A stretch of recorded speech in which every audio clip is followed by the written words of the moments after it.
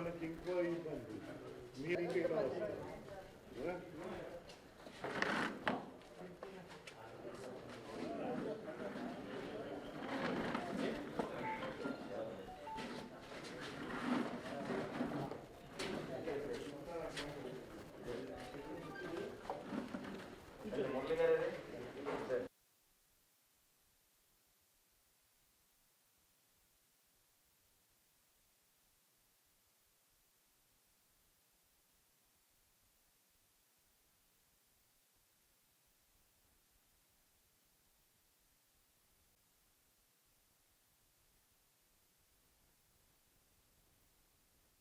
మన భోగాపురం ఎయిర్పోర్ట్ గురించి కొన్ని నిర్ణయాలు తీసుకోవడం జరిగింది. జిఎంఆర్ని ప్రీవియస్ గవర్నమెంట్ ఒప్పందం చేసింది. ఆ ఒప్పందాన్ని వారు ఆ రోజు కాదన్నారు, ఈరోజు అవునన్నారు. వాళ్ళు జ్ఞానం ఉదయం అయిందని అనుకుంటే ఎందైతే విశాఖపట్నానికి మేజర్ విధంగా ఈ భోగాపురం ఎయిర్పోర్ట్ ప్లాన్ అయింది. ఇన్ఫ్రాస్ట్రక్చర్ ప్రాజెక్ట్, ఉద్యోగ అవకాశాలు పెరగాలని ఎంఆర్ఓ కాంపోనెంట్ ఉంది. రైతులు త్యాగం చేశారు. 2700 ఎకరాలు ఇచ్చారు. ఇస్తే మీ క్యాబినెట్ ఏం చేసింది? 500 ఎకరాలట 3 కోట్ల ఎకరాన్ని అంటే వాల్యూ అని మీ క్యాబినెట్ నోట్లో కట్టినట్లా ఉంది. అంటే మీరు ఏదో ఆదా చేస్తున్నారని 500 ఎకరాలకి 3 కోట్లు పర్ ఏకర్ అని మీరు అంటున్నారు. ఇది మీ రిలీజ్. ఇన్ఫ్రాస్ట్రక్చర్ ప్రాజెక్ట్స్కి వాల్యూ ఎక్కడ వస్తుందంటే ఉద్యోగ అవకాశాలు పెంచడంలో వస్తుంది, రూపాయలు కాదు. మీరు రోడ్డు చూస్తే ఇన్ఫ్రాస్ట్రక్చర్ ప్రాజెక్ట్ ఉంటుంది. రోడ్ వల్ల ఎంత ఉద్యోగ అవకాశాలు ఉంటాయి? ఎకనామిక్ యాక్టివిటీ నడుస్తూ ఉంటుంది. ఎకనామిక్ యాక్టివిటీలో పెంచడం అవుతుంది. ఏవియేషన్ అనేసరికి ఈకో సిస్టంలో ఒక ఉద్యోగ అవకాశం వచ్చిందనుకో 6 మల్టిప్లికేషన్ ఎఫెక్ట్తో వెళ్తుంది. 6 ఉద్యోగ అవకాశాలు బయట వస్తుంది.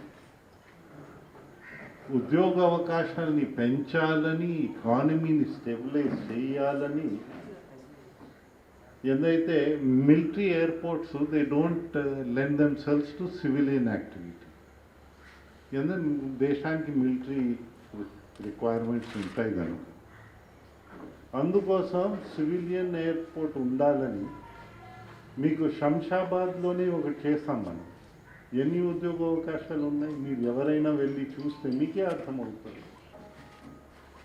మీకు ట్రైనింగ్ కూడా ఈ ఎంజిన్స్ కంపెనీ ఒకటి ఉంది, వారు కూడా ట్రైన్ చేస్తున్నారు. ఎందుకంటే వారు మిలిటరీ రిక్వైర్మెంట్స్ కోసం వారు 2 years కోర్సు కూడా పెడతారు. సో మీకు ట్రైనింగ్ రిక్వైర్మెంట్స్ ఉంటాయి. ఇవన్నీ ఉద్యోగ అవకాశాలు పెరగడానికి ప్లస్ ఇప్పుడు కార్గో వచ్చిందనుకో ఇక్కడ పండిన పంటకి వరల్డ్ మార్కెట్ ఓపెన్ అవుతుంది. ఇప్పుడు కాయకూరలే తీసుకో, దుబాయ్లో ఎంత, విశాఖపట్నంలో ఎంత ఖర్చు వస్తుందని. సో మీకు ఆ అడ్వాంటేజెస్ ఎకనామిక్గా వస్తాయి. వీరు ఆ రోజు అర్థం చేసుకోలేదు. ప్రతిపక్షంలో ఉన్నప్పుడు ఇది వద్దు అనే వారు వెళ్తా వచ్చారు. ఇప్పుడు అధికారంలో ఉన్నారు, వారు అంగీకరిస్తూ నిర్వీర్యం చేయడానికి ప్రయత్నం చేస్తున్నారు. ఇది విశాఖపట్నం కానీ ఉత్తర కోస్తా జిల్లాలు కానీ దీనికి తీరని అన్యాయం జరుగుతుందని విషయము అందరికీ నేను మనవి చేస్తూ ఉన్నాను. ఇది ఈకో సిస్టమ్ పూర్తి కావాలని మా డిమాండ్. మీరు ఈకో సిస్టమ్స్లో ఆ అప్రూవల్స్లో ఏంటి తగ్గించారో అది కూడా క్లారిటీతో ప్రజలకు చెప్పాలి. లేకపోతే ఏదో ఈ టైపు డిసిషన్ మేము 3 crores per acre వాల్యూ ఉంటుందని అందుకోసం 500 acres తీసుకుని కమర్షియల్ యాక్టివిటీ మేము చేస్తామంటే మీకు ఇన్ఫ్రాస్ట్రక్చర్ని దెబ్బ తినడం తప్ప అంతకన్నా ఏం లేదు. అందుకోసం infrastructure what is the component you're removing, దయచేసి ఆ క్లారిటీ మీరు ఇస్తే మీరు ఎవరు ఉద్యోగాలు పీకుతున్నారో అందరికీ అర్థమైపోతుంది. ఎందుకు బయట ఇవ్వాల్సి వస్తుంది? నీ ఏఐ ఎక్స్పర్ట్ ట్యాక్స్ ఎక్కడ ఉంది? కార్గోలో లేదు, ఎంఆర్ఓలో లేదు. మీకు ఉద్యోగ అవకాశాలు ఎక్కడ ఉన్నాయి? అయ్యా మీరు ఇన్ఫ్రాస్ట్రక్చర్ చేసేటప్పుడు ఉద్యోగాలు పెరగాలి, ఆ ప్రాంతంలో ఎకనామిక్ యాక్టివిటీ పెరగాలి. ఇది ఇన్ఫ్రాస్ట్రక్చర్ ప్రాజెక్ట్. రైతులు 3 కోట్లకి ఇవ్వలే, కొన్ని లక్షలకి ఇచ్చారు, అది వేరే కథ. కానీ ఇన్ఫ్రాస్ట్రక్చర్ ప్రాజెక్ట్స్ని తీసేస్తే నువ్వు రోడ్ తీసి ఒక రోడ్ ఇన్ని స్క్వేర్ యార్డ్స్ చేస్తుంది కనుక తీసేస్తే ఏమవుతుంది? మరుసటి రోజు ఎకనామిక్ యాక్టివిటీ పూర్తిగా పోతుంది, ఉద్యోగ అవకాశాలు పోతాయి. దయచేసి అర్థం చేసుకోండి, ఇది ఇన్ఫ్రాస్ట్రక్చర్ ప్రాజెక్ట్. దయచేసి అర్థం చేసుకుని రండి. ఏదో ఈ చిన్నపిల్లల ఆట అలాగా మీరు ఆడుతా పోతే ఇది మంచిది కాదు. ఆ రోజు మీరే జిఎంఆర్ ఎగెన్స్ట్ వచ్చారు, ఈరోజు జిఎంఆర్ మిత్రులు అయ్యారు. నేను ఎక్స్ప్లెనేషన్ ఇవ్వకర్లా, మీరేం చేస్తారు, ఎందుకు చేస్తున్నారు ఓ క్లారిటీతో. ఆ రోజు చెప్పింది మేము అదే, ఈరోజు కూడా అదే అంటున్నాం. మన ఆంధ్రప్రదేశ్ రాష్ట్రం బాగుపడాలంటే మనకి ఇన్ఫ్రాస్ట్రక్చర్ ప్రాజెక్ట్స్ రావాలి. ఈ ప్రాంతాలు పడాలంటే ఇన్ఫ్రాస్ట్రక్చర్ ప్రాజెక్ట్స్ కావాలి. నువ్వు అన్నీ తీసేసావు, ఇన్ఫ్రాస్ట్రక్చర్ని నిర్వీర్యం చేస్తే ఏమొస్తుంది? ఎవరికి లాభం వస్తుంది? దయచేసి అర్థం చేసుకోండి. ఎందుకు సమర్థిస్తున్నారు ఈనాడు తెలియటంలే. వారే కదూ అబ్జెక్ట్ చేశారు జిఎంఆర్కి ఉండకూడదని. అప్పుడు కదూ మీకు అందరికి చెప్పాము మనకు ఫుల్ ఎంప్లాయ్మెంట్ రావాలయ్యా, దర్ ఇస్ నో ఆల్టర్నేటివ్. రైతులు త్యాగం చేశారు, భూమి ఇచ్చారు. మీరు కమర్షియల్గా కొందరు బాగుపడడానికి కాదు, గవర్నమెంట్ బాగుపడడానికి కాదు, ప్రజలు బాగుపడడానికి ఈ ప్రాజెక్టు రావాలి. నువ్వు 3 కోట్ల ఎకరానికి వస్తుందని ప్రభుత్వం 1500 కోట్లు సేవ్ చేసిందని మీరు క్యాబినెట్ డెసిషన్ చెప్తే ఏమనాలి? మీరు దయచేసి అర్థం చేసుకోండి. చాలామంది కష్టపడ్డారు, కష్టపడిన వాళ్ళకి విలువ తెలుస్తుంది. కష్టం లేకుండా వచ్చేవాడికి విలువ తెలుస్తుందని నేను అనుకోవటం లేదు. అయితే మీకు వచ్చింది, దయచేసి పాడు చేయకండి. ఈ భోగాపురము ఎయిర్పోర్ట్ థింకింగ్ వచ్చేటప్పుడు అప్పుడు కొందరు అన్నారు శంషాబాద్ 5000 ఎకరాలు మనము ఈ 5000 ఎకరాలు ఉండాలని అప్పుడు కొందరు అన్నారు. మీ ప్రెస్ వాళ్ళు కూడా రాశారు, మీకు గుర్తుండి ఉంటుంది.